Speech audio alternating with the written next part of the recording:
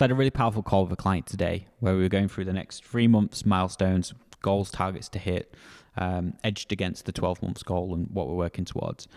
And after we'd mapped that out, we mapped out the key steps.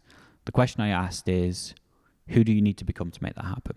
And at first he was a little bit unsure what I meant by that, and I elaborated and I explained, like, the person that is building that business at that level, the person that is taking action and growing that business, what does he look like? And from that, we decided to describe like the characteristics of someone like that, where he's organized, wakes up early, focused, emotionally stable, right? Is taking ownership of his emotions. Someone who backs themselves, right? Someone who carves out time for family. And I think this is a really underrated, unknown aspect of business and, life, which is the ability to shift your identity, the ability to tune into the person that you want to be, right? The person that you can be, which I would describe as the ultimate version of you, and to go through a process of actually writing that out, like write out in detail what the ultimate version of you looks like. Because there's a crazy thing that happens when you start doing this. Your mind starts to generate new levels of enthusiasm, excitement. You start seeing things a little bit differently, and it empowers you.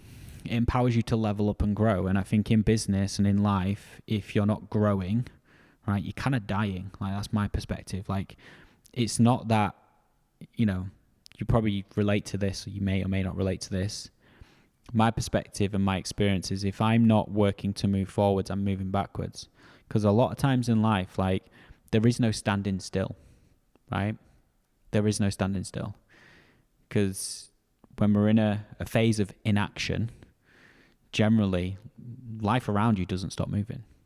So we move backwards, which is why we need to constantly be developing. We need to constantly grow. And I think it's through the process of evolution, of growth, of, mastery, that we shape our future.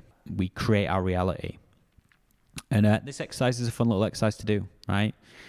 When you reverse engineer where you're trying to go, and you reverse engineer the milestones, and you anchor that against getting clear on who is the person building that.